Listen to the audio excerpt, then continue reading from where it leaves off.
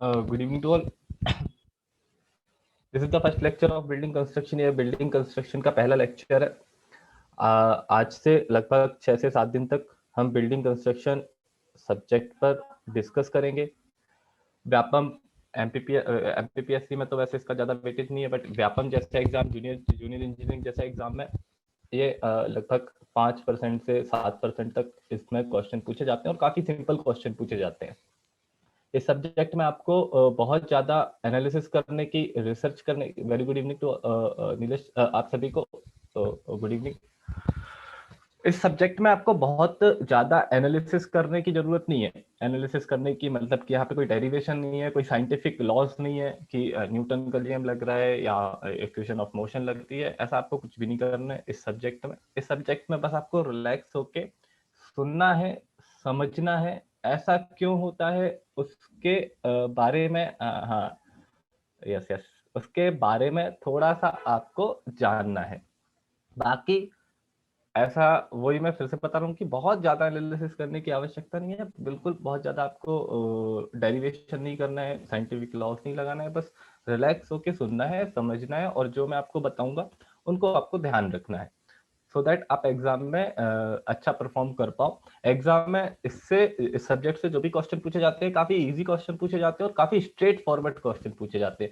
जो भी कुछ टर्म्स की डेफिनेशन होती हैं, उन्हीं डेफिनेशन में से एक लाइन उठा ली जाती है और पूछ लिया जाता है ये क्या है, इसे क्या बोलते हैं। और इस सब्जेक्ट में, बिल्डिंग कंस्ट्रक्शन में, हम मेनली बिल्डिंग के कंपोनेंट्स के बारे में डिस्कस करेंगे कि बिल्डिंग में कौन कौन से कंपोनेंट्स होते हैं, उनके बारे में डिस्कस करेंगे। कौन किस कंपोनेंट का क्या काम होता है, बिल्डिंग को हम कैसे डिवाइड करते हैं, स्ट्रक्चरली या फंक्शनली, की क्या फंक्शंस हैं, और जो उसके कुछ बाई लॉज होते हैं, कोड्स होते हैं।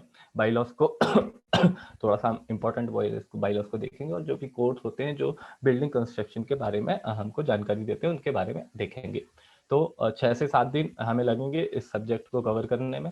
तो आपका जो भी ये 1 से 1.5 घंटे का सेशन होगा, इसमें आप बिल्कुल आराम से बैठना, और जो मैं आपको बताऊंगा वो आपको सुनना है, समझना है, और कुछ भी आपको डिस्कशन करना है तो बिल्कुल feel free to discuss anything. आपको कोई भी डिस्कशन करना है तो आप आराम से डिस्कशन करिए बिना किसी हेजिटेशन से। तो अगेन ये हैंड रिटन नोट्स आ गए मेरे यहाँ पर। तो बिल्डिंग कंस्ट्रक्शन में हम किन किन टॉपिक को कवर करेंगे, एग्जाम पॉइंट ऑफ व्यू से जो टॉपिक इंपॉर्टेंट है हम उनको डिस्कस करेंगे। सबसे पहले इंट्रोडक्शन, तो हम सब्जेक्ट के बारे में समझेंगे, और इंट्रोडक्शन में काफ़ी चीज़ों को कवर करेंगे जहाँ से एग्जाम में डायरेक्टली क्वेश्चन पूछे जाते हैं। तो इस पार्ट को ध्यान से समझना, और समझने वाला एक्चुअली पोर्शन यहीं पे है, जो आपको चीज़ों को समझना है और एनालाइज करना है। बाकी फिर उसके बाद हम इंपॉर्टेंट बिल्डिंग कंपोनेंट्स के बारे में पढ़ेंगे, क्या क्या बिल्डिंग के कंपोनेंट्स होते हैं, क्या उनका काम होता है। अब यहाँ पे हम जब फाउंडेशन को डिस्कस करेंगे तो फाउंडेशन का मतलब यहाँ पे एक जनरल टर्म में अपन फाउंडेशन को देखेंगे कि डीप फाउंडेशन क्या होता है, शैलो फाउंडेशन क्या होते हैं, और कितने टाइप के फाउंडेशन होते हैं, उनके नाम कैसा होता है। बस इसके अलावा हम फाउंडेशन को यहाँ पे डिजाइन ही करेंगे। तो आप ऐसे डिजाइनिंग से रिलेटेड कोई भी इसको मत रखना कि सर इसको डिजाइन कैसे करेंगे, ये सब चीजें हम इस सब्जेक्ट में डील नहीं करेंगे। बाकी फाउंडेशन इंजीनियरिंग नाम का एक अलग सब्जेक्ट है जो सॉइल मैकेनिक्स के का सब पार्ट आप कह सकते हो, उसमें हम उसको डिस्कस करते हैं। तो टाइम की लिमिटेशन के कारण हम यहाँ पे फाउंडेशन को एक जनरल टर्म में डिस्कस करेंगे, कि ताकि आपका एक ही लेक्चर में पूरा का पूरा फाउंडेशन एक गो थ्रू आप सारे फाउंडेशन को पढ़ लो। क्योंकि सॉइल मैकेनिक्स में क्या होता है, पहले आप एक फाउंडेशन को पढ़ते हो, उसी में काफी डेप्थ में चले जाते हो, फिर दूसरे फाउंडेशन पे आते हो। तो यहाँ पे अपन हल्का हल्का हल्का सारे फाउंडेशन के बारे में डिस्कस करेंगे, कब कौन सा सूटेबल होता है, एक जनरल गाइडलाइन के तहत। कोफा डैम कैसे, क्या होते हैं, क्या फंक्शंस होते हैं, इनके बारे में डिस्कस करेंगे। फिर उसके बाद स्टोन मेसनरी, ब्रिक मेसनरी, कैसी स्टोन मसनरी, क्या ब्रिक मसनरी है, नाम से ही पता चल रहा है। वैसे इसमें अपन क्या क्या डिस्कस करेंगे, स्ट्रक्चर इन ब्रिक वर्क में कौन कौन से स्ट्रक्चर्स होते हैं, कौन कौन से स्ट्रक्चर का यूज किया जाता है, उनको डिस्कस करेंगे। इस सब में ये जो कैविटी वॉल्स वगैरह है, ऐसे जो भी टॉपिक्स होंगे ब्रिक वर्क से रिलेटेड, वो इसी टॉपिक में कवर हो जाएंगे। तो आप उसमें टेंशन मत लेना कि कैविटी वॉल अलग से नहीं लिखा है, और भी जो भी वॉल्स होते हैं वो सारे के सारे इसमें आ जाएंगे। और बाकी ये टर्म क्या होते हैं, इसके फोल्डिंग क्या होता है, शोरिंग क्या होता है, अंडरपाइनिंग क्या होती है, यहाँ से क्वेश्चन पूछा जा चुका है क्या होता है। बस आपको यही ध्यान रखना है क्या होता है, एक डेफिनेशन जो उनके बारे में पढ़ना है। Damp proofing, arches, lintel, staircase, formwork, door, window and ventilation, roof, pointing and plastering के बारे में डिस्कस करेंगे। तो आज हम इंट्रोडक्शन में थोड़ा थोड़ा सबके बारे में थोड़ा सा जानेंगे। फिर उसके बाद जैसे ही हम सब्जेक्ट में चालू करेंगे, सब्जेक्ट को चालू करेंगे, जैसे ही हम सब्जेक्ट के अंदर जाएंगे, फिर इन जो भी डोर विंडो वगैरह है इनके लिए डेडिकेटेड अपन ने टॉपिक को असाइन किया हुआ है। तो आज बढ़िया आप रिलैक्स होके सुनिए इंट्रोडक्शन को, बिल्डिंग कंस्ट्रक्शन के इंट्रोडक्शन को सुनिए आराम से। तो सबसे पहले हम यदि इंट्रोडक्शन में बात करें तो बिल्डिंग क्या होती है। बिल्डिंग क्या होती है, सिविल इंजीनियरिंग के टर्म में यदि बात की जाए, in civil engineering building basically building is the structure. Building एक स्ट्रक्चर होता है जिसमें क्या क्या होते हैं, क्या क्या कंपोनेंट्स होते हैं। फाउंडेशन होता है, वॉल होता है, कॉलम होते हैं, फ्लोर होते हैं, रूफ होते हैं, डोर होती है, विंडोज होती है, और भी इसके अलावा कई सारे कंपोनेंट होते हैं, लिफ्ट वगैरह वगैरह। जितने भी कंपोनेंट्स आप देखते हो बिल्डिंग में, वो सारे के सारे कंपोनेंट से मिलके एक स्ट्रक्चर बनता है जिसे बिल्डिंग कहते हैं। स्ट्रक्चर क्या होता है, स्ट्रक्चर क्या होता है, स्ट्रक्चर क्या होता है, आप मतलब डेली लाइफ में स्ट्रक्चर वर्ड का यूज करते रहते हो और एज अ सिविल इंजीनियर तो आपने स्ट्रक्चर वर्ड का यूज कई बार किया होगा। एक ऐसा टर्म नहीं है जिसको आप पहली बार सुन रहे हो। स्ट्रक्चर क्या होता है, क्या होता है स्ट्रक्चर। स्ट्रक्चर बेसिकली क्या होता है, स्ट्रक्चर पे भी हम थोड़ा सा डिफाइन करें टेक्निकली तो स्ट्रक्चर क्या होता है, एक अरेंजमेंट होता है एक ग्रुप ऑफ एलिमेंट्स का। एक ग्रुप ऑफ एलिमेंट्स का अरेंजमेंट होता है जिससे हम ये एक्सपेक्ट करते हैं कि थोड़ा सा सीधा बनाता है एक ग्रुप ऑफ एलिमेंट का ग्रुप ऑफ एलिमेंट का क्या एक अरेंजमेंट होता है जिससे हम ये एक्सपेक्ट करते हैं कि इस पर जो भी लोड लगेगा, जो भी लोड लगेगा, ये लोड है, जो भी लोड लगेगा वो अपने लोड को यहाँ से शेयर लोड को ये वियर करके और इसे कहाँ ग्राउंड पे सेफली पहुंचा देगा। सेफली, यहाँ पे सेफली वर्ड जो है वो उसका यहाँ पे काफी इंपॉर्टेंस है। यदि सेफली नहीं पहुंचा पाता, कैसे भी करके पहुंचा देता है, गिर के पहुंचा देता है, तो वो मतलब नहीं है हमारे लिए। क्या होना चाहिए, सेफली पहुंचाए इसी शेप में रहते हुए। डिफॉर्म्ड शेप होके पहुंचाए तो फिर वो कोई मतलब का नहीं है, उससे हम ये एक्सपेक्ट नहीं करते उस स्ट्रक्चर से। तो ऐसा जो भी स्ट्रक्चर, जो अरेंजमेंट होगा ग्रुप ऑफ एलिमेंट्स का, ग्रुप ऑफ एलिमेंट्स का मतलब beam, column, floor etcetera etcetera, उनका जो अरेंजमेंट होता है उसे स्ट्रक्चर कहते हैं। और जिसमें स्पेशली ऐसे टर्म्स होते हैं उनको हम क्या कहते हैं, बिल्डिंग कहते हैं। स्ट्रक्चर की अकेले स्ट्रक्चर की बात की जाए तो जिस चेयर पे आप बैठे हो वो भी एक स्ट्रक्चर है। टेबल जो आपके सामने रखे होते हैं वो भी एक स्ट्रक्चर है। बट उस स्ट्रक्चर में wall, column, footing, floor, door, Windows वगैरह नहीं है, इसलिए इसको हम बिल्डिंग नहीं कहते। इसलिए इसको बिल्डिंग हम उस स्ट्रक्चर को कहते हैं जिसमें ये सारी चीजें होती हैं। इसके अलावा भी कई सारी चीजें हैं एक्सेट्रा, इसके लिए लिखा हुआ है। एक आइडिया के तौर पे आपको समझ में आ गया होगा बिल्डिंग क्या होती है। अब बिल्डिंग के कई टाइप्स होते हैं, उसके फंक्शन के आधार पर क्या उसके फंक्शंस हैं। जैसे आप जिस घर में रह रहे हो वो रेसिडेंशियल बिल्डिंग है, कोचिंग वहां पे पढ़ते हो वो एक अलग टाइप की बिल्डिंग होगी। तो ये सारे जितने भी उसके फंक्शंस होते हैं, हॉस्पिटल, कॉलेज वगैरह वगैरह, जो भी फंक्शंस होते हैं सोसाइटी में, उसके आधार पर बिल्डिंग को हम अलग अलग तरीके से बांटते हैं। ये तो हो गया फंक्शन के आधार पर। उसके बाद स्ट्रक्चरल फंक्शन कैसा है, कैसे उसके स्ट्रक्चर में काम हो रहा है, लोड जो लग रहा है स्ट्रक्चर में उसका डिस्ट्रीब्यूशन कैसे हो रहा है, उसके आधार पर भी हम बिल्डिंग को अलग अलग भागों में बांटते हैं। तो हम अपनी सुविधा के लिए जहाँ पे भी हमें बिल्डिंग के लिए क्लासिफाइड करना होता है, जिस भी टर्म में, जिस भी क्लास में क्लासिफाई करना होता है, उसके आधार पर हम बिल्डिंग को अलग अलग भागों में क्लासिफाई करते हैं। उसके बाद फिर फर्दर क्लासिफिकेशन होते हैं, लेट्स सी उसको हम देखते हैं।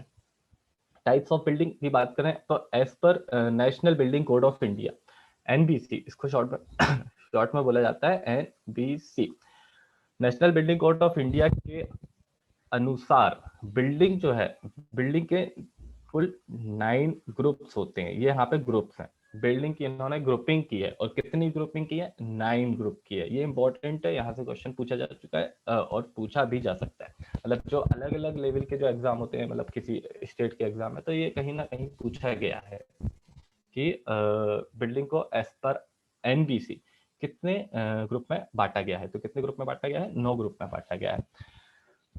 एनबीसी क्या है, अभी जो हम जिस एनबीसी का यूज करते हैं वो क्या है, national building code of India है। अभी हम इसको कई बार इसको रिवाइज किया गया है। नेशनल बिल्डिंग कोड को बनाया गया था ये 1970 में, 70 में बनाया गया था, 1970 में। फिर उसके बाद चेंजेस होते गए इसमें, कुछ ना कुछ रिवीजन्स करते गए। क्यों रिवीजन करते गए इसमें, क्यों रिवीजन किए जाते हैं कोड में, कभी भी यदि कोड में रिवीजन होते हैं तो क्यों होते हैं, स्पेशली यदि अपन आईआरसी हाईवे की बात करें या बिल्डिंग कंस्ट्रक्शन में जो भी कोड होते हैं, आरसीसी में जो भी कोड्स होते हैं, स्टील में जो भी कोड्स होते हैं, उनमें रिवीजन्स किए जाते हैं समय समय पे। आपको क्या लगता है कि रिवीजन्स क्यों किए जाते होंगे, एक बार मैं जानना चाहता हूँ आपसे। यदि आप चैट में लिख के बताएं तो, बाकी मैं तो मतलब थ्रू आउट बोलता जाऊँ, इससे अच्छा थोड़ा थोड़ा सा आप यदि बीच में बताओ। क्या लगता है आपको? अपडेशन के लिए, फर्दर अपडेट के लिए very good, very good. With the time modification of material use, yes very good Arpit, Ankit very good, Ajant very good. हाँ, बहुत अच्छा आपने क्या बोलते हैं अनुमान लगाया है, और एक जो आपने सोचा है मॉडर्न अपडेट के लिए, वेरी गुड। कि जैसे जैसे ये अर्पित सिंह का काफ़ी अच्छा आंसर है, with the time of modification material use all, हाँ वेरी गुड, बढ़िया बढ़िया। आर्किटेक्चरल पॉइंट ऑफ व्यू से कि हाँ आर्किटेक्चरल वहाँ पे कुछ मॉडिफिकेशन होते हैं। बेसिकली जो सब आप बोल रहे हो उसका कहने का मतलब, यदि हम एक जनरल टर्म में कहें तो क्या, जो चेंजेस होते जा रहे हैं टाइम के रिस्पेक्ट में, क्योंकि जैसे जैसे टाइम में चेंजेस आता है हमारी ज़रूरतें अलग होती जाती हैं, मटेरियल्स अवेलेबिलिटी, जो मटेरियल की अवेलेबिलिटी होती है वो अलग होती जाती हैं, अपडेशंस होता जाता है, कई सारे मटेरियल्स में रिसर्च वर्क चल रही होती है, तो कई और अच्छे अच्छे मटेरियल्स हमको मिलते हैं, सो दैट हम उनको भी एनकाउंटर कर पाए अपने एक डॉक्यूमेंट में। इसलिए हम इसको इसलिए कोड्स का रिवीजन किया जाता है बार बार, कोड्स को एक पर्टिकुलर टाइम टाइम पीरियड बाद, अब बिल्डिंग जो नेशनल बिल्डिंग कोड का क्यों किया गया होगा अपडेशन या फिर क्या रिवीजन क्यों किया गया होगा, क्योंकि समय के साथ साथ जो मॉडर्नाइजेशन हो रहा है, पॉपुलेशन में ग्रोथ हो रहा है वगैरह वगैरह, ये सारी जो चीजें हो रही हैं, सिचुएशंस चेंज हो रही है, उसके हिसाब से हमें किस टाइप की बिल्डिंग्स को क्या लॉज रखना चाहिए, क्या क्लॉज रखना चाहिए, लोकली अलग अलग होना चाहिए, क्या एक से होना चाहिए, उन सारी चीज़ों के लिए यहाँ पे अपडेशन किए गए थे। 1970 के बाद अभी आ गया है 2020, पर जो भी हम कोड का यूज़ करते हैं वो है national building code of India 2016। ठीक है, 2016। और ये जो कोड है इसका जो और इसका जो पब्लिकेशन है दैट इज व्हाट SP707, नहीं है 7, सिंपल 7, SP7। तो ये कुछ आपको ऐसा याद रखोगे तो अच्छा रहेगा। SP7 है, और इसके टोटल 12 पार्ट हैं, जिसको दो वॉल्यूम में बांटा गया है, तो पहला वॉल्यूम 1 जिसमें 0 से लेके 6 पार्ट हैं, और वॉल्यूम 2 में 7 से लेके 12 पार्ट हैं। ठीक है, 0 भी एक पार्ट है, तो मतलब ऐसा पार्ट है कि उसको पार्ट 0 लिखा गया है, तो कंफ्यूज मत होना कि 1 से 6 क्यों नहीं है, 0 से 6 है। एक बार आप ये ग्रुप्स की बिल्डिंग को आप एक बार रीड आउट कर लो, एक बार देख लो सिंपली। ग्रुप ए में क्या है, residential building, educational, institutional, assembly building, business building. तो दैट आपको ग्रुप का एक क्लासिफिकेशन का नाम थोड़ा सा याद रहे, पता रहे कि कैसे कैसे क्लासीफाई किया है, क्या सोच होती होगी क्लासिफिकेशन करते समय, ये आपको पता चले। बाकी आपको ऐसे पूरा आपको बाय हार्ट होना दैट इज नॉट नेसेसरी, ये पूरी तरह से रिक्वायर्ड नहीं है। ऐसी बिल्डिंग होती है group mercantile building, group F, ऐसी बिल्डिंग होती है। देखो अच्छा एक एक करके मैं बताऊं यदि तो, रेसिडेंशियल बिल्डिंग तो वेरी ऑब्वियस है, आपको पता है जहाँ पे रहते हैं लोग उसे रेसिडेंशियल बिल्डिंग कहते हैं। एजुकेशनल बिल्डिंग जहाँ पे पढ़ाई करते हैं, स्कूल कॉलेज वगैरह हो गए, जहाँ पे लगभग 8 आवर्स की वर्किंग होती है, 8 आवर्स लोग पढ़ाई करते हैं, रेस्ट करते हैं, वो हो गया क्या, एजुकेशनल बिल्डिंग। इंस्टीट्यूशनल बिल्डिंग में कौन कौन सी बिल्डिंग्स आती हैं, जैसे कि जेल वगैरह हो गया, हॉस्पिटल, ये सारी सारी जो इंस्टीट्यूशनल बिल्डिंग्स हैं, ये इंस्टीट्यूशनल बिल्डिंग्स आएंगी, जो भी इंस्टीट्यूशनल टाइप की चीज़ होती है। यहाँ पे एजुकेशनल बिल्डिंग नहीं आएंगी, यहाँ पे कंफ्यूज मत होना कि कॉलेज, जैसे कोई कॉलेज इंस्टीट्यूट लिखे हुए तो वो इंस्टीट्यूट बिल्डिंग में आएगा, ऐसा नहीं है। इंस्टीट्यूट का मतलब यहाँ पे अलग है। असेंबली बिल्डिंग जहाँ पे लोग इकट्ठे होते हैं, जैसे कि क्या हो सकता है असेंबली बिल्डिंग, जैसे कि चर्च, टेम्पल।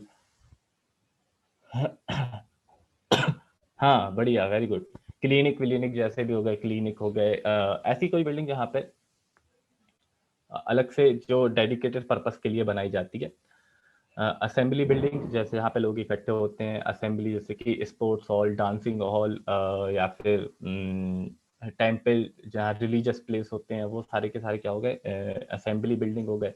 बिजनेस बिल्डिंग जहाँ पे ये दुकानें लगाई जाती हैं, दुकानें हो गई, बार्बर शॉप, या भी जितने भी बिजनेस वाली बिल्डिंग्स हैं वो हो गई।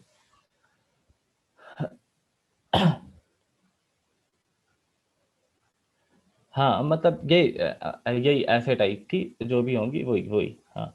अब यही है कि आपको इनके सबके एकदम से, आपको ऐसा नहीं है कि वो एकदम से पूरा आपको याद होना चाहिए, बस एक आइडिया होना चाहिए। यहाँ से क्वेश्चंस बनने की संभावना काफी कम है, और इतना ज्यादा आपको इसमें हेडिक लेने की जरूरत नहीं है। क्या होती है ये नाम से पता चल रहा है, नाम से आपको भी समझ में आएगा।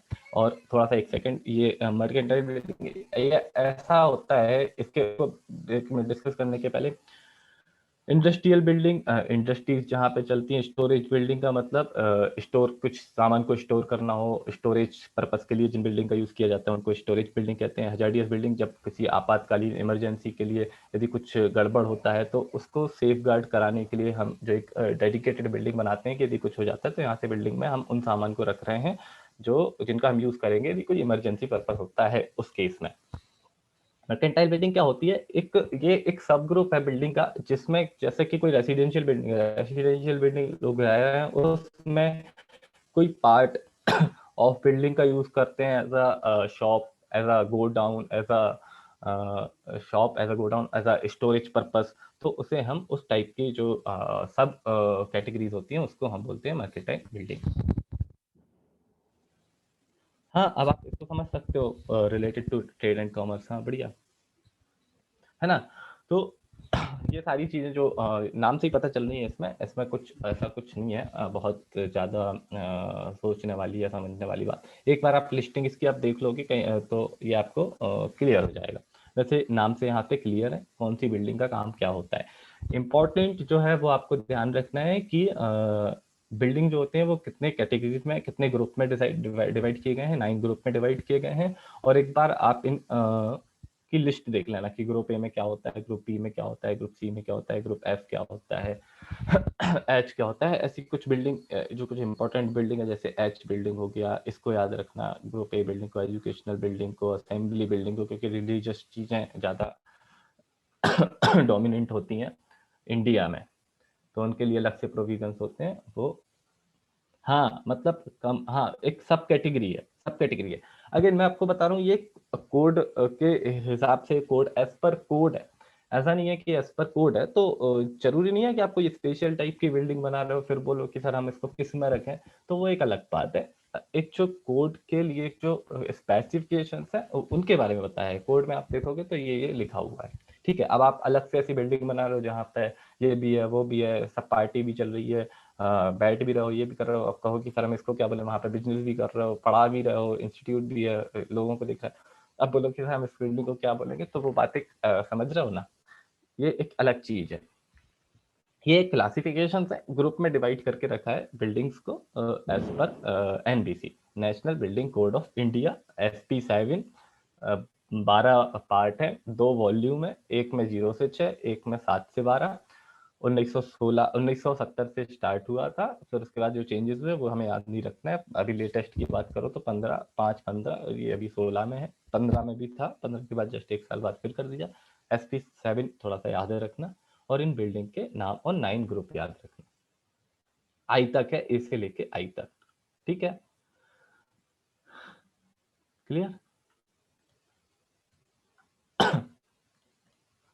ठीक है, यहाँ तक क्लियर है, आगे बढ़े। आगे बढ़े, देखो इसलिए मैं बोल रहा हूँ कि ये जो सब्जेक्ट है ना, इसमें आप ज्यादा टाइम का जो ज्यादा से ज्यादा यूटिलाइज करो, और उन चीजों को समझो जहाँ से एग्जाम में क्वेश्चन पूछे जाते हैं। बाकी क्या होगा, ये सब्जेक्ट जो है एंड रेसिडेंशियल बिल्डिंग क्या होती है वहां पे डिस्कशन करते रहेंगे, तो ये यूजलेस डिस्कशन जो होगा ना उसको हम थोड़ा सा अवॉइड करें तो बेटर होगा। आपका भी टाइम अभी बहुत इंपॉर्टेंट है ना, एग्जाम आने वाला है, और तो इसलिए एग्जाम बिल्कुल एक्सक्लूसिवली दिस जो ये जो बिल्डिंग कंस्ट्रक्शन के जो कोर्स है ये केवल और केवल व्यापम के लिए बनाया गया है, और इसमें व्यापम सब इंजीनियर के लिए, तो जो उसके लिए इम्पोर्टेंट है उस पर बहुत ज़्यादा फोकस कीजिए, टाइम की बहुत कमी है अभी, है ना। तो इस बात को ध्यान रखते हुए, बाकी ऐसा नहीं है कि समझना नहीं है, समझना सब है हमें। Structural system on building, structural system of building, structural system के बेसिस पे बिल्डिंग को हम कैसे बांटते हैं, लोड बियरिंग स्ट्रक्चर। हाँ, यदि कोई चीज समझ में नहीं आया तो आप जरूर रुक के पूछिए, है ना, ऐसा मत करना कि पूछो मत, कुछ पूछना जरूर आप।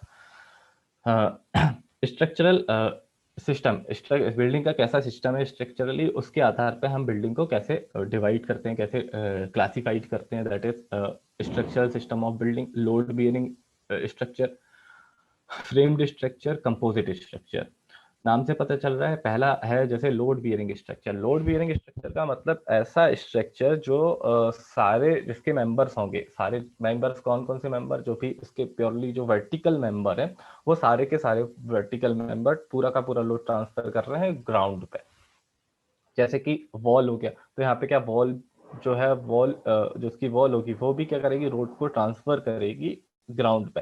जो जनरली आजकल जो बिल्डिंग्स बनाई जाती हैं, बड़ी बड़ी बिल्डिंग्स होती हैं, उसमें क्या होती है, लोड, वो जो वॉल होती है ना, वो लोड वियर करने का काम नहीं करती, वो केवल एक पार्टीशन वॉल होती है। पार्टीशन वॉल होती है कि जो दो कमरों के बीच में पार्टीशन करती है।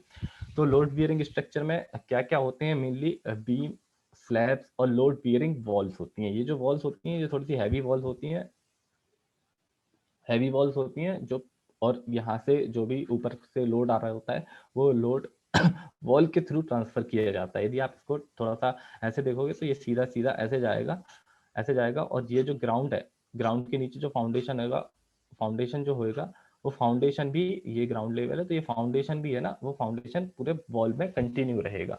इस टाइप का जो स्ट्रक्चर कहलाता है वो कहलाता है कैसा स्ट्रक्चर, लोड बियरिंग स्ट्रक्चर, जिसमें वॉल्स जो होती हैं, वॉल भी लोड को वियर करके फाउंडेशन तक या ग्राउंड तक पहुंचाती हैं। ये होती है load bearing structure. Framed structure को समझोगे तो और ज्यादा अच्छे से समझ में आ जाएगा load bearing structure. Framed structure कैसा होता है, फ्रेम्ड स्ट्रक्चर ऐसा स्ट्रक्चर होता है जिसमें स्लैब होती है, बीम होती है। यहाँ पे क्या होता है, मेनली स्लैब का लोड जाता है बीम पे, और बीम का लोड नेटवर्क ऑफ कॉलम्स पे जाते हुए नीचे ग्राउंड पे ट्रांसफर कर देता है। हाँ जो हाँ हाँ, वही वही, वेरी गुड। जैसे विलेज, आपने लिखा है विलेज हाउसेस में जो 1 मीटर थिकनेस की वॉल्स जो रहती हैं, वही लोड बियरिंग वॉल्स होती हैं। Very good. हाँ, मतलब ऐसे एग्जैक्टली तो नहीं बोल सकते, बट हाँ, मतलब आप जो सोच रहे हो वो बिल्कुल सही है। जो अक्सर जो छोटे छोटे घर होते हैं, जो लगभग मतलब यदि बात करें तो G+3 के आसपास के जो घर होते हैं, उनके लिए सूटेबल होता है लोड बियरिंग स्ट्रक्चर, जहाँ पे कोई कॉलम वॉलम नहीं होता, सीधा के सीधा वॉल होती है जो लोड को ट्रांसफर करती है। छोटे छोटे जो भी बिल्डिंग्स होते हैं, है ना, उनके लिए ये सूटेबल होता है, वहाँ पे अक्सर बनाया जाता है। गाँव में अक्सर चौड़ी चौड़ी दीवारें होती हैं, वो जो होती हैं वो लोड बियरिंग स्ट्रक्चर होती है।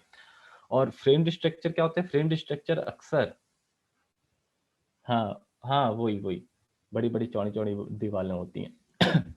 डिजाइन करना पड़ेगा, ये तो डिजाइन करना पड़ेगा। ठीक है, एक मिनट अभी रुक जाओ, थोड़ा सा फ्रेम स्ट्रक्चर को भी समझ लो, तब आपको थोड़ा सा और अच्छे से क्लियर हो जाएगा। फ्रेम स्ट्रक्चर क्या होता है, जहाँ पे स्लैब से लोड जाता है बीम में, और बीम से नेटवर्क ऑफ कॉलम, कई सारे कॉलम्स होते हैं, बीम का लोड उनमें डिस्ट्रीब्यूट होते हुए ग्राउंड पे चला जाता है। ऐसा स्ट्रक्चर जो होता है उसे हम कहते हैं फ्रेम्ड स्ट्रक्चर। और ये जो स्ट्रक्चर होता है, ये जनरली यूज किया जाता है मल्टी स्टोरी बिल्डिंग में। मल्टी स्टोरीज बिल्डिंग जो होती है ना, वहां पे इस टाइप के स्ट्रक्चर यूज किया जाता है। आप भोपाल में कई स्ट्रक्चर को बनते हुए देखोगे तो आप देखोगे पहले उन्होंने स्लैब बनाया, बीम बनाया, कॉलम बनाया है, और उसके बाद वो दीवार बनाएंगे। तो जो वो दीवार जो बना रहे हैं, वन वन वो 1.5 ब्रिक थिकनेस की जो वॉल्स बना रहे हैं, वो लोड बियरिंग स्ट्रक्चर नहीं है, वहां से लोड को बियर नहीं कर रहे हैं, वो केवल एक पार्टीशन का काम कर रहे हैं और एक सिक्योरिटी प्रोवाइड करा रहे हैं। उनका काम लोड को वियर करना नहीं होता है। यहाँ पे लोड को वियर करने का काम किसका होता है, केवल केवल यहाँ पे कॉलम का, जो यहाँ पे डिस्ट्रीब्यूट कर देता है। पहले हम स्लैब पे खड़े होते हैं तो स्लैब का वेट किस पे जाता है, बीम पे जाता है, और बीम का लोड किस पे जाता है, कॉलम पे जाता है, और कॉलम का लोड फुटिंग पे जाके वहां पे ग्राउंड पे फैल जाता है, और वो पूरे के पूरे लोड को हम कहाँ, ग्राउंड पे ट्रांसफर कर देते हैं। तो इसमें network of column important term है।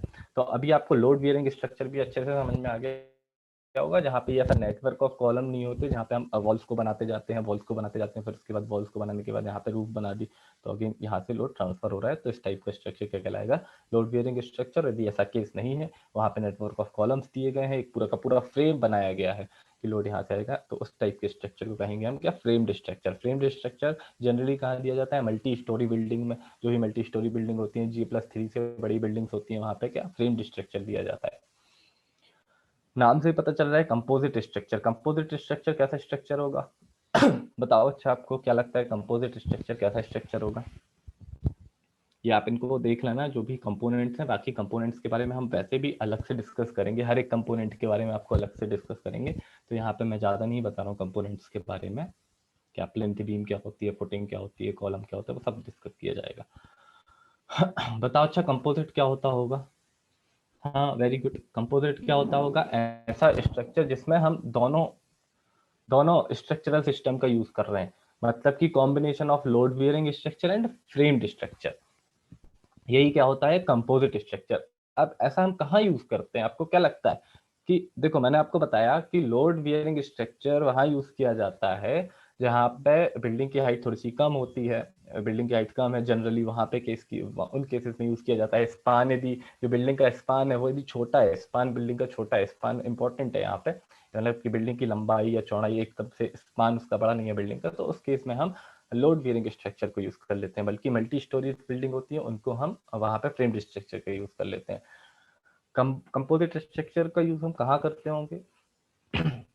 कहाँ करते होंगे? अच्छा मैं आपको बता देता हूँ, कंपोजिट स्ट्रक्चर क्या होता है, लोड बियरिंग स्ट्रक्चर और फ्रेम्ड स्ट्रक्चर का कॉम्बिनेशन होता है। कहाँ पे हम लोड बियरिंग स्ट्रक्चरल सिस्टम का यूज करते हैं और कहाँ पे हम फ्रेम्ड स्ट्रक्चर का यूज करते हैं इस अकेली कंपोजिट स्ट्रक्चर में। ये कंपोजिट स्ट्रक्चर है, तो कंपोजिट स्ट्रक्चर के जो ये एक्सटीरियर वॉल होती है, एक्सटीरियर वॉल आप समझते हो, दो टाइप की वॉल होती है, एक होती है इंटीरियर वॉल और एक होती है एक्सटीरियर वॉल। इंटीरियर का मतलब जो घर के अंदर बनी होती है उनको कहेंगे हम इंटीरियर वॉल, और जो घर की बाउंड्री पे बनी होती है वो क्या कहलाएंगे? Exterior wall. कंपोजिट स्ट्रक्चर में क्या होता है कि जो एक्सटीरियर वॉल होती है वो यूज की जाती है as a load bearing structure. ये होती है लोड बियरिंग स्ट्रक्चर या लोड बियरिंग वॉल बोला जाएगा यहाँ पर। स्ट्रक्चर एक पूरा कॉम्बिनेशन हो जाएगा, लोड बियरिंग वॉल। यहाँ पे एक्सटीरियर वॉल्स हैं, थोड़ी सी हैवी हैवी होंगी ये, और अंदर की जो वॉल होंगी वो क्या होंगी? एक पार्टीशन वॉल होंगी और कॉलम भी यूज होंगे, मतलब इसमें कॉलम भी होंगे और वॉल्स भी होंगी। तो यहाँ पे लोड को ट्रांसफर करने का काम कौन करेगा? वॉल भी करेंगी और कॉलम से भी करेगा। ऐसे स्ट्रक्चर दिए जाते हैं जो जिनका स्पान ऑफ बिल्डिंग, जो बिल्डिंग का स्पान जो होता है वो काफी बड़ा होता है, लंबा होता है स्पान और हाइट सॉरी, और हाइट ऑफ बिल्डिंग जो होती है, बिल्डिंग की हाइट जो होती है वो इतनी ज्यादा नहीं होती, बहुत ज्यादा नहीं होती है, सिग्निफिकेंटली होती है हाइट पर बहुत ज्यादा नहीं होती। ऐसे केसेस में हम कंपोजिट स्ट्रक्चर की यूज करते हैं, जैसे वेयर हाउस हो गए, वेयर हाउस या कोई लार्ज स्टोरेज, वो स्टोरेज डिवाइसेस हो गए जहाँ पे लार्ज स्टोरेज देना है, या कई केसेस में सिनेमा हॉल्स वगैरह में ऐसी जगह पर भी यूज कर सकते हैं हम। ऐसा किया जाए ये जरूरी नहीं है, कर सकते हैं,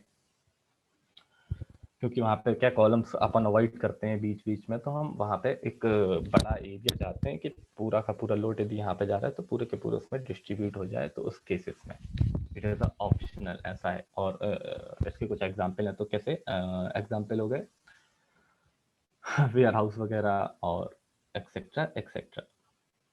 this is the photo of composite structure, see composite structure का फोटो है ये, फोटो नहीं डायग्राम, जो भी आप समझो। यहाँ पे ये जो है ये लोड बियरिंग वॉल है, आरसीसी कॉलम है, ये कॉलम है, ये वॉल है, ठीक है। और उसके बाद ये फिलिंग, ये अलग चीज, अलग कहानी है कि कौन से फिलिंग का क्या यूज करते हैं। जितनी एक सिंगल उसकी बात की जाती है, सिंगल स्टोरेज जितना होता है, मतलब जितना वेयर हाउस की हाइट होगी, वेयर हाउस वगैरह स्टोरेज यदि किसी स्टोरेज पर्पज के लिए यूज किया जा रहा है तो मल्टी स्टोरी नहीं होना चाहिए। मल्टी स्टोरी का मतलब ऐसा नहीं होना चाहिए कि दो या दो से अधिक उसमें स्टोरी है, उस केस में नहीं। बाकी जो नॉर्मल जो केस होता है, जैसे कि हमने लोड बियरिंग स्ट्रक्चर में देखा कि नॉर्मली जो छोटी छोटी बिल्डिंग्स होती हैं वो उस केस में, ठीक है। यहाँ पे कोई ऐसा डिफाइंड नहीं है कि किसको, एक्चुअली ये सारी की सारी चीजें बहुत सारी चीजों पे डिपेंड करती हैं कि फाइल कंडीशन कैसी है, वेदर कंडीशन कैसी है, क्या फंडिंग है, कॉन्ट्रैक्टर की सोच कैसी है, बाकी चीजों पे डिपेंड करती हैं ये सारी की सारी चीजें कि एग्जैक्टली हमें कौन सा देना है। वैसे जनरली जो बात की जाती है तो आजकल तो हर जगह फ्रेम्ड स्ट्रक्चर भी देते हैं, छोटे बिल्डिंग में भी फ्रेम्ड स्ट्रक्चर देने का वो चल रहा है। आजकल आप नहीं देखोगे इतनी बड़ी, कई सारे कंस्ट्रेंट होते हैं, जगह की प्रॉब्लम है, ये सारी चीजें तो उसमें कम जगह लगती है। जगह हम मैक्सिमम यूज करना चाहते हैं, जहाँ पे हम सम इम्पोर्टेंट बाइलॉज को समझेंगे। डाटा अगेन यहाँ पे नहीं देखेंगे, बहुत ज्यादा डाटा नहीं देखेंगे, एक नॉर्मल डाटा को देखेंगे, जो इंपॉर्टेंट बाइलॉज होते हैं। और जो डाटा वाला वो होता है, वो जो एवोल्यूशन वाला सब्जेक्ट होता है जिसमें हम क्वांटिटी सर्वे के बारे में डिस्कस करते हैं, वहाँ पे आपको पूरा पूरा कुछ डाटा होता है कि कब क्या डिडक्शन करना है। बिल्डिंग कंस्ट्रक्शन में हम उन बाई लॉज को समझेंगे कि बाई लॉज क्यों दिए जाते हैं, कैसे दिए जाते हैं, क्या होते हैं वो, उनको हम डिफाइन करेंगे क्या होते हैं वो। बाकी उनके जो स्पेसिफिक वो होते हैं कि इवैल्यूएशन के लिए हम क्या क्या यूज करते हैं, that is a different point of discussion.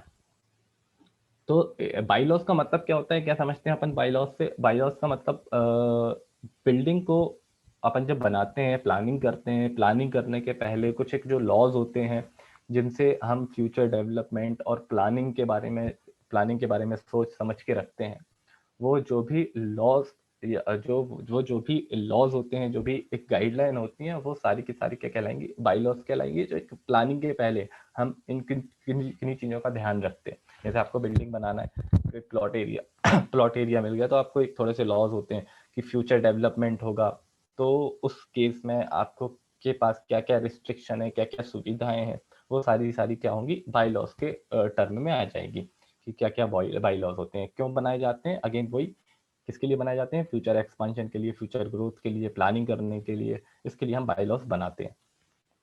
और जो भी इंपॉर्टेंट बिल्डिंग के रिलेटेड बाई लॉज हैं, उनको हम डिस्कस करते हैं। आगे इंपॉर्टेंट बाई लॉज को डिस्कस करेंगे। काफी सारे बाई लॉज हैं, आपको पता है कितना बड़ा कोड है, तो बहुत सारे बाई लॉज हैं, उन सबको डिस्कस करने की यहाँ पे जरूरत नहीं है। एग्जाम पॉइंट ऑफ व्यू से जो इंपॉर्टेंट है उनको हम अच्छे से डिस्कस करेंगे। सेटबैक और बिल्डिंग लाइन। सेटबैक डिस्टेंस क्या होती है, जरा आप बताओ, सेटबैक डिस्टेंस क्या होती है? वही जो है वहीं से निकल के आए ये सेटबैक और बिल्डिंग लाइन। सेटबैक डिस्टेंस क्या होती थी? जब गाड़ी यहाँ से जा रही होती थी तो ये इसको सही टाइम पे देख ले, इसके लिए हम बिल्डिंग को थोड़ा सा दूर बनाते थे। बिल्डिंग को हम दूर बनाते थे, क्यों बनाते थे? ताकि यहाँ पे प्रॉपर एसएसडी मिल जाए, यहाँ पे जो गाड़ी चला रहा है, जो भी ड्राइवर है, वो सही समय पे यहाँ पे होने वाले ऑब्स्ट्रक्शन को देख ले, प्रॉपर एसएसडी मिल जाए, सो दैट वो अपनी व्हीकल को रोक पाए उस टाइम के पहले, कोलिजन के पहले। तो ये जो डिस्टेंस होती थी, ये डिस्टेंस क्या होती थी? सेटबैक डिस्टेंस होती थी। ऑब्स्ट्रक्शन से पहले जो क्लियरेंस होता था surrounding left area of building, हाँ, रोड से सेंटर 60 फीट छोड़ो बिल्डिंग बनाई जाती है। डिपेंड करता है कि अभी मैं बताऊंगा आपको, वो सारी चीजें बताऊंगा, थोड़ा सा वेट करो। तो ये जो क्लियरेंस होता है, बेसिकली यदि हम बोले तो रोड से जो क्लियरेंस है, रोड से जो बिल्डिंग का या किसी भी ऑब्स्ट्रक्शन का जो क्लियरेंस है, वो कहलाता है सेटबैक। हमने हाईवे इंजीनियरिंग में इसको डिस्कस किया था, वो क्या कहलाता है? सेटबैक कहलाता है। अब अब क्या होगा कि यदि रोड आपके घर के सामने से निकल रही है, रोड के घर के सामने से निकल गई, आपका प्लॉट साइज ये है, तो क्या आप रोड से चिपक के घर बना दोगे? नहीं बना सकते। नहीं बना सकते रोड से चिपक के घर। क्यों नहीं बना सकते? कई सारे कारण है। क्यों? व्हीकल का मूवमेंट प्रॉपर होता रहे। इन फ्यूचर इसको वाइडन करने की आवश्यकता आ जाए, फ्यूचर स्कोप है कि यदि कल के दिन ट्रैफिक बढ़ेगा, तो वहां पे जब भी ट्रैफिक बढ़ेगा तो रोड को चौड़ी करने की आवश्यकता है, उस केस में हम इस लैंड का यूज कर सके। चिपक के नहीं बना सकते घर। क्यों नहीं बना सकते? एक और आपका पर्सनल कारण भी हो सकता है, क्योंकि आपके घर के जस्ट सामने से बार बार ट्रैफिक निकलेगा, व्हीकल्स निकलेंगे, तो आपको डिस्कम्फर्टेबल होगा, पॉल्यूशन होगा, काफी सारी चीजें हैं। और आप खुद की गाड़ी कहाँ लगाओगे? यदि आपने घर से चिपक के घर बना दिया, यहाँ पे खुद की गाड़ी कहाँ लगाओगे? तो ये सारी चीजें होती हैं। इसलिए क्या होती है, इन सब चीजों से बचने के लिए घर को एक क्लियर मिनिमम डिस्टेंस देने की जरूरत होती है। कहाँ से? रोड से लेके ये सेंटर लाइन है, रोड से लेके एक प्रॉपर कुछ डिस्टेंस देने की जरूरत होती है, उसके बाद आप अपने घर को बना सकते हो। वो जो क्लियरेंस होता है वो क्या कहलाता है? सेटबैक कहलाता है। उसे हम बिल्डिंग लाइन कहते हैं बिल्डिंग कंस्ट्रक्शन के टर्म पे। उसे हम क्या कहते हैं? सेटबैक कहते हैं। अब यहाँ पे लिखा हुआ है द फ्रंटेज मार्जिन और open space in front of street और रोड। स्ट्रीट और रोड के फ्रंट में जो भी मार्जिन होता है उसे हम कहते हैं सेटबैक। फ्रंट में भी हो सकता है, साइड में भी हो सकता है, कई बार साइड से रोड जा रही है तब भी हो सकता है, इस साइड से रोड जा रही है तब भी हो सकता है। अब कितना होता है, क्या होता है, तो देखो ये सारी चीजें कई सारी फैक्टर्स पे डिपेंड करती हैं।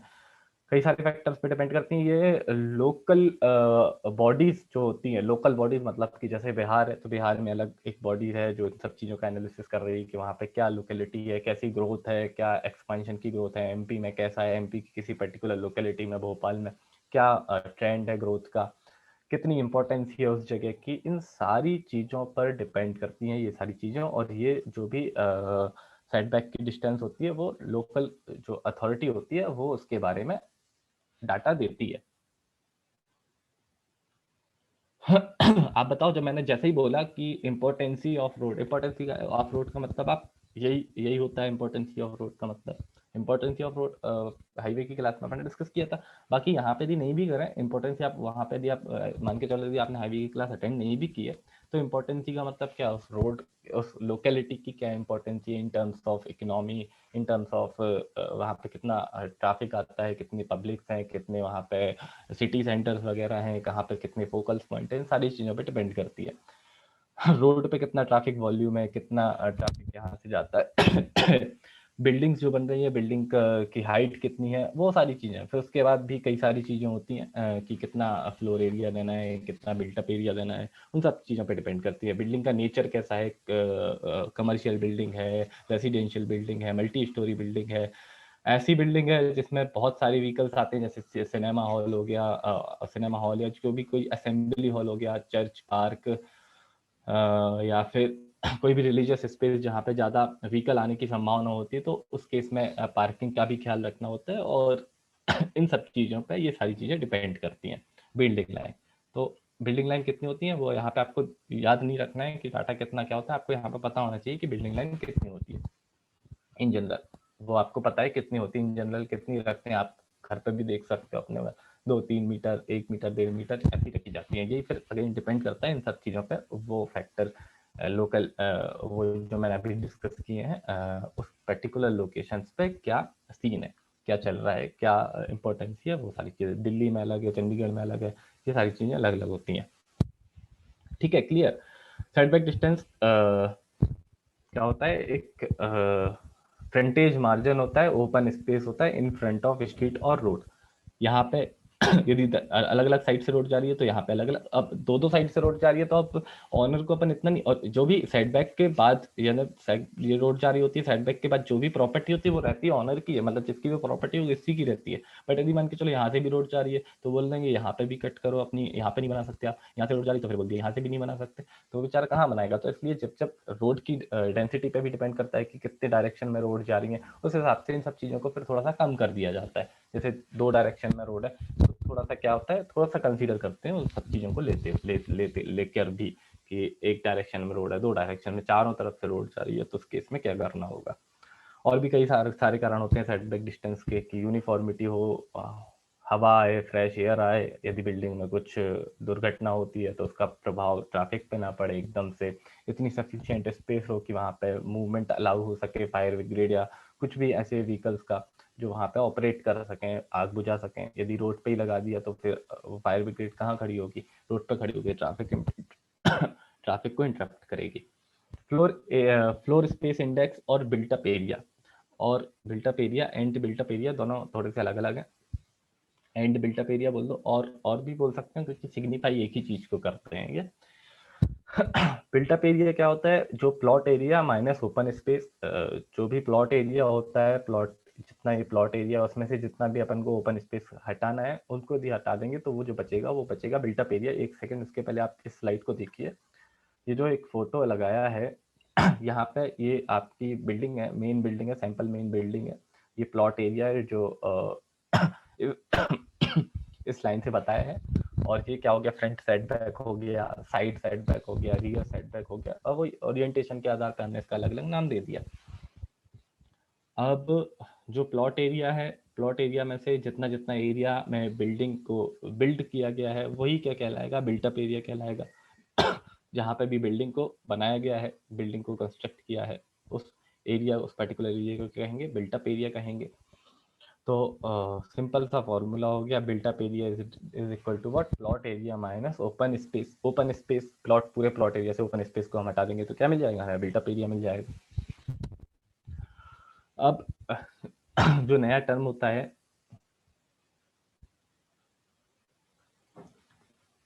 हाँ वैल्यू, वैल्यू भी है, अभी बताया ना मैंने, वैल्यू कितनी सारी चीज़ों पे डिपेंड करती है, वैल्यू कई सारी चीज़ों पे डिपेंड करती है। जो बिल्डिंग की क्या बोला मैंने अभी, बिल्डिंग की जो सेटबैक डिस्टेंस होती है वो कई सारी चीज़ों पे डिपेंड करती है। उसके बाद आप थोड़ा सा क्लास के बाद जो भी डाउट है तो आप उसके बाद जरूर पूछना।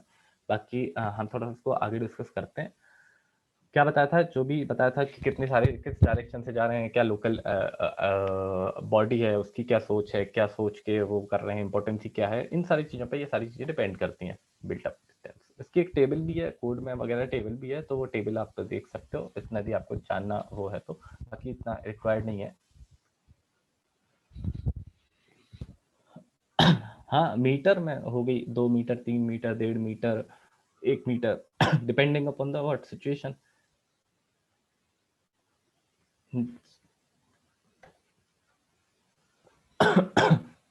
मतलब ऐसा सिचुएशन पे डिपेंड करती है कितनी देना है, किस किस टाइप की बिल्डिंग में कितनी देना है साइड बैक डिस्टेंस, ये इन सब चीज़ों पे डिपेंड करती है।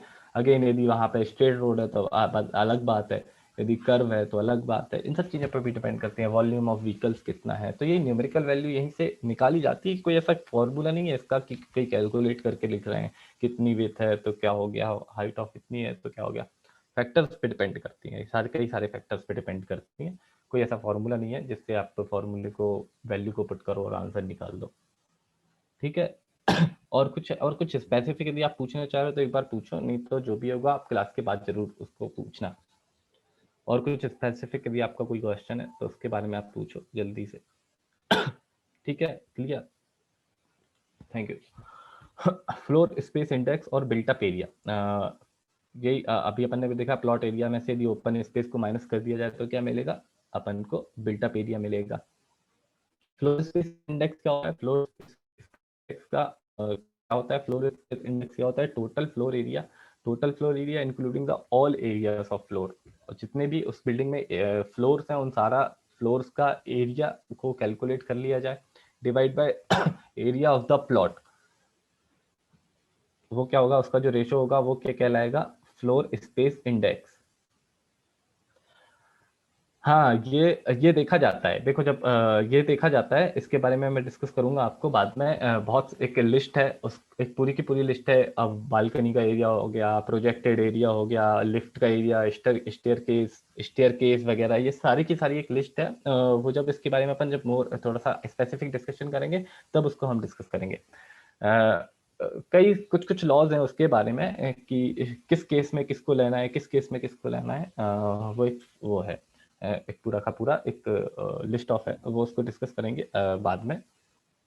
टोटल फ्लोर एरिया जितना टोटल फ्लोर का एरिया है, दो बिल्डिंग, दो 2 स्टोरी बिल्डिंग है तो टू स्टोरी बिल्डिंग के दोनों फ्लोर का एरिया जोड़ दिया, divide by total plot area से कर दिया डिवाइड, जिस पे बिल्डिंग बनी हुई है उससे डिवाइड कर देंगे तो क्या निकल के आ जाएगा, फ्लोर स्पेस इंडेक्स निकल के आ जाएगा, या फिर इसको फ्लोर एरिया रेशो भी बोलते हैं। जनरली क्या होता है, ये इंडेक्स है, ये फ्लोर एरिया रेशो है, एक ही चीज है वैसे तो, बट कई बार इसको अलग अलग तरीके से दिखाया जाता है। कहीं जगह इसको SI बोला जाता है, कहीं जगह FAR बोला जाता है। जनरली यहाँ पे कई बार 100 का मल्टीप्लाई कर देते हैं तो ये वैल्यू परसेंटेज में निकाली जाती है, परसेंटेज में निकाल दी जाती है यदि 100 का मल्टीप्लाई कर दिया जाए। नहीं तो आप रेशो में ही बोल सकते हो, 0.93 हो गई या कुछ भी, तो उसको आप इसमें बोल सकते हो, नहीं तो 93% बोल दिया ऐसे करके। इसके पीछे थोड़ा सा एक एग्जाम्पल यदि आप तो हम डिस्कस करें, मान के चलो यहाँ पे ये कुछ एरिया है, कुछ भी 100 यूनिट का मान लो, 100 यूनिट या 10,000 मीटर स्क्वायर।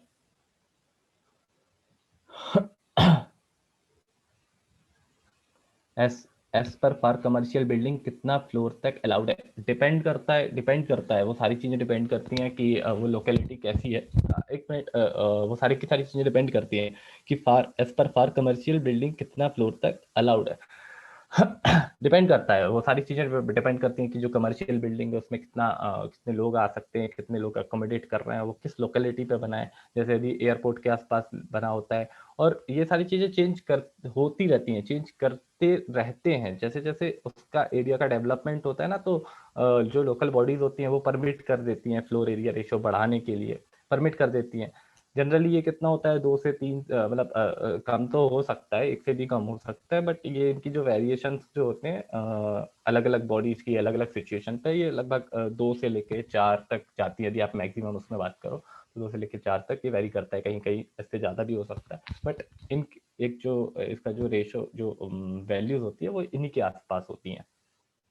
बाकी यदि आप किसी स्पेसिफिक बिल्डिंग की जानना चाह रहे हो तो यू हैव टू उसके लिए हमें चेक ही करना पड़ेगा कि दिल्ली की बात कर रहे हो, भोपाल की बात कर रहे हो, उस केस में आप कितना वो करते हो, वो सब चेक करना होता है।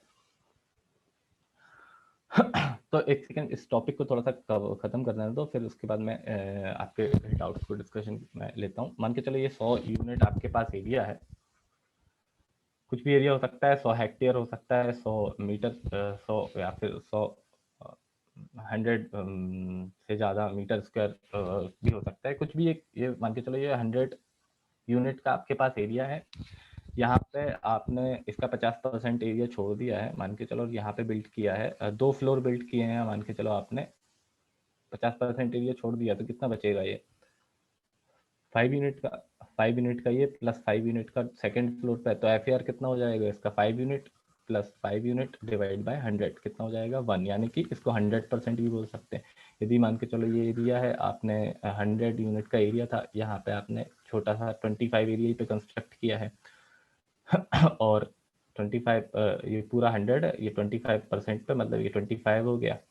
2 फ्लोर ही करें 25 प्लस 25, तो इस केस में एफ कितना हो जाएगा 25 प्लस 25 डिवाइड बाय 100। 3 फ्लोर है तो कितना हो जाएगा, 4 फ्लोर है, 5 फ्लोर है मान के चलो, तो कितना हो जाएगा 5 फ्लोर तो 125 डिवाइड बाय 100, इसको कितना बोलेंगे 1.25 या फिर 125%, 125%।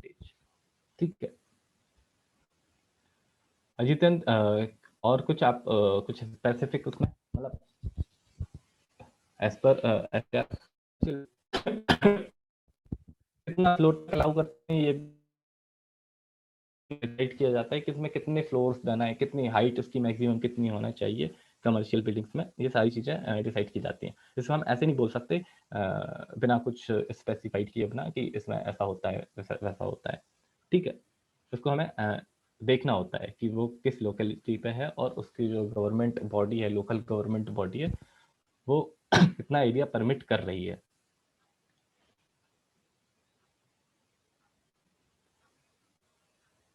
हाँ, हर एक फ्लोर का एरिया आपको ऐड करना होता है।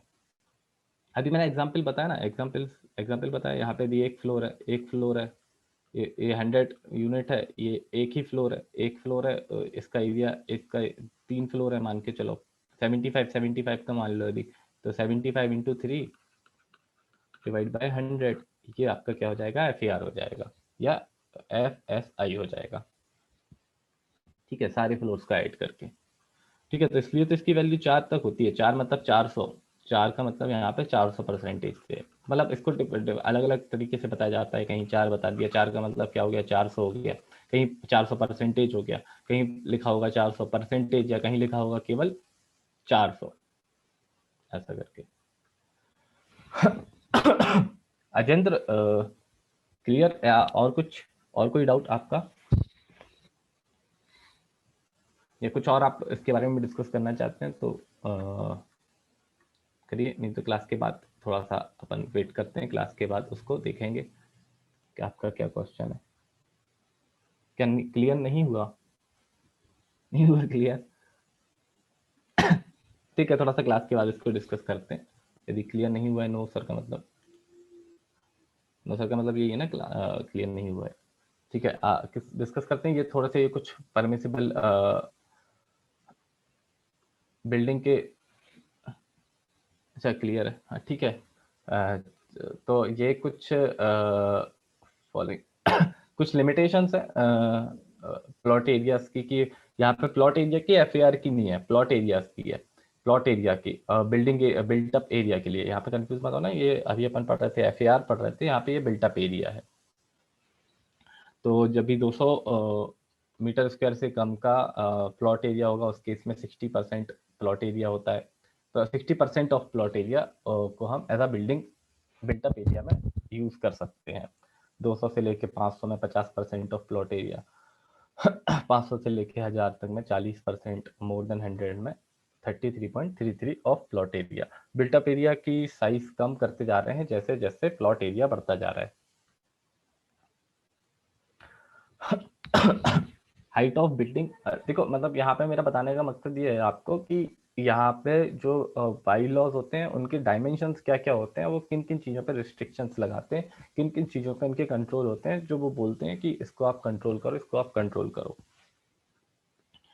हाइट ऑफ बिल्डिंग्स, बिल्डिंग की हाइट पे वही जैसे कि भी अपन ने बात किया था फ्लोर एरिया रेशो का, FAR का, तो यहाँ पे बिल्टअप एरिया की भी बात कर ली कि बिल्टअप एरिया इतना होना चाहिए। अब अगेन हाइट ऑफ बिल्डिंग की भी बात कर रहे हैं कि हाइट ऑफ बिल्डिंग इससे ज्यादा नहीं होना चाहिए। तो ये सारी की सारी चीजें, पूरा कॉम्बिनेशन इसका जो होगा कि हाइट ऑफ बिल्डिंग इससे ज्यादा नहीं दे सकते, इतना FAR नहीं दे सकते, इतना बिल्टअप एरिया नहीं दे सकते, फिर जो भी सुटेबल डायमेंशंस निकल के आते हैं बिल्डिंग के, उसको बनाया जाता है।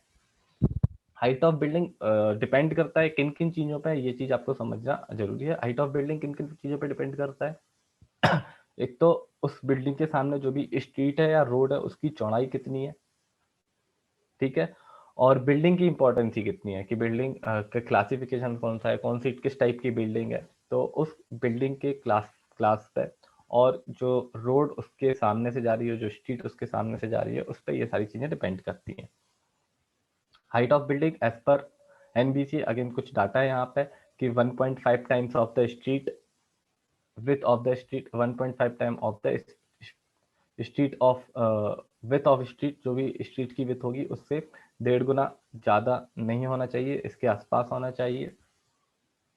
और यदि स्ट्रीट की विथ जो है 8 मीटर से ज्यादा है और 12 मीटर से कम है, उस केस में बिल्डिंग की हाइट 12 मीटर से कम नहीं होना चाहिए, 12 मीटर से ज्यादा नहीं होना चाहिए, मतलब 12 मीटर से कम होना चाहिए, 12 मीटर से ज्यादा नहीं होना चाहिए। यदि स्ट्रीट की जो रोड है उसकी विथ जो है वो 8 मीटर से लेके 12 मीटर तक है, और यदि 12 मीटर से ज्यादा है तो कितनी भी है, इस बात का ख्याल रखना चाहिए कि स्पेशल केसेस को छोड़ दिया जाए। अगेन ये मतलब जो स्पेशल केसेस हो गए कि बिल्डिंग की क्लास अलग है, तब उस केसेस में छोड़ दिया जाए। तो नॉर्मली जो बात है वो 24 मीटर से ज्यादा नहीं होना चाहिए in no case, in terms of height of building. यदि बिल्डिंग की बात की जाए तो ये 1.5 of width of the street, और यदि 8 से 12 मीटर तक है तो उसकी जो है वो 12 मीटर के आसपास होना चाहिए, और यदि उसकी विथ 12 मीटर से भी ज्यादा है तो हाइट ऑफ बिल्डिंग जो है वो, यदि कोई स्पेशल केस नहीं है तो उसमें 24 मीटर से ज्यादा नहीं होना चाहिए, ठीक है। 24 मीटर का मतलब कितना होगा, लगभग 3 का भी मान लो तो 8-10 स्टोरी के आसपास, ठीक है। लाइटिंग और वेंटिलेशन के बारे में यदि डिस्कस करें तो लाइट एंड मतलब होना, लेफ्ट करते जा रहे हो क्लास को। Light and ventilation of room, यदि लाइटिंग और वेंटिलेशन, लाइट और वेंटिलेशन के पर्पस पे भी के लिए भी यहाँ पे NBC कुछ गाइडलाइन देता है। एरिया ऑफ ओपनिंग, जो भी ओपनिंग एरियाज की जो ओपनिंग होगी एरिया, जिस भी बिल्डिंग में ओपनिंग्स का एरिया, मतलब कि ये बिल्डिंग बनी है यदि, तो इसमें जैसे ये कुछ ओपनिंग्स है, वेंटिलेशन है या विंडो है, तो ये इसमें हम किसको नापेंगे, इसमें एरिया में नापेंगे। तो ये जो एरिया होगा, area of opening should not be less than 1/10 of floor area, floor area का 10% से कम नहीं होना चाहिए। Area of opening 1/6 of floor area in case of wet और हॉट क्लाइमेट, और यदि ड्राई और हॉट क्लाइमेट की बात करें तो 1/10, और वेट जब ज़्यादा वहाँ पे वेटनेस रहती है, मॉइस्चर रहता है, हॉट क्लाइमेट रहता है, उस केस में ओपनिंग को थोड़ा सा बढ़ाने की जरूरत है, तो यहाँ पे ओपनिंग को बढ़ा दिया है। और ड्राई कंडीशन है, यहाँ पे आप ओपनिंग को कम कर सकते हो, तो यहाँ पे ओपनिंग को कम कर दिया है। और इन ओपनिंग में डोर्स की ओपनिंग को शामिल नहीं किया गया है ना, डोर्स नहीं है यहाँ पे। और यहाँ पे ये क्वेश्चन पूछा गया है कि aggregate area of door and window किससे कम नहीं होना चाहिए, तो 1/7, यानी कि यदि आपसे परसेंटेज में पूछता है तो 15% याद रखना। एरिया एग्रीगेट दोनों का जो एरिया है, डोर और विंडो का एरिया, वो 15% से कम नहीं होना चाहिए, ठीक है। क्या ज्यादा वो लग रहा है क्या क्लास, आप शायद तीन लोग छोड़ चुके हैं, 3 लोगों ने लेफ्ट कर दिया शायद। चैप्टर सेकंड पे आते हैं। इन्फॉर्मेशन ज्यादा हो रही है ना इसमें, क्या हाईवे में अपन ऐसा था कि एक टॉपिक को समझ लेते थे, बाकी यहाँ पे क्या इन्फॉर्मेशन ज्यादा हो रही है तो दिमाग में रिटेन करने में दिक्कत हो रही थी। बट अगेन देखो, आपको भी इस बात को समझना है कि आपके पास टाइम कम है, आपके पास टाइम कम है, तो आप थोड़ा सा इस मेंटेलिटी से क्लास में आओ कि ज़्यादा से ज़्यादा इंफॉर्मेशन को गेन करना है, क्योंकि अभी 10-15 दिन बचे हुए हैं एग्ज़ाम के लिए। इतना ही मान के चलो, बाकी आपको रिवीजन करना बहुत ज़रूरी है। मेन जो चीज़ है वो रिवीजन है। एग्ज़ाम में आपको निकालना है तो रिवीजन बहुत इंपॉर्टेंट होगा। हाँ, तो समझ में नहीं आ रहा है क्या?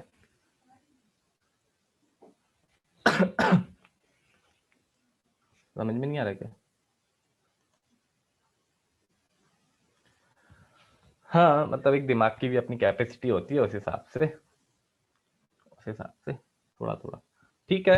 तो बाकी आप, ठीक है, आज की क्लास को हम यही क्लोज करते। बाकी पहली क्लास थी 3-4 दिन के गैप के बाद, तो इसलिए भी ठीक है, आज की क्लास को हम यही खत्म करते हैं। बाकी कल से थोड़ा सा आप इस मेंटलिटी से आओ कि हमें ज़्यादा एरिया को कवर करना है, थोड़ा सा एफिशिएंट होके बैठो। बाकी हाँ, समझना तो ज़रूरी है। तो यदि आपको कोई डाउट नहीं है तो आप क्लास को लीव कर दो।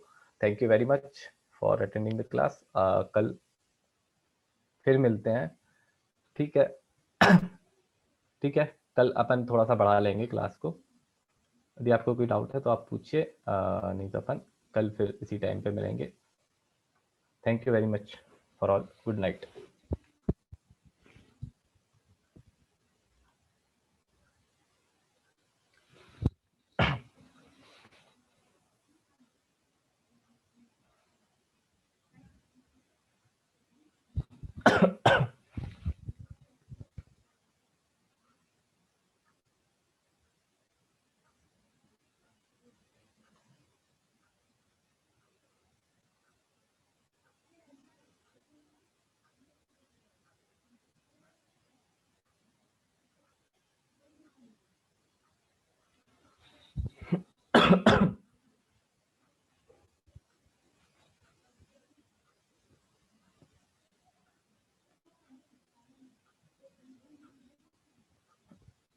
चलो ओके, ठीक है। Good night, good night. Thank you.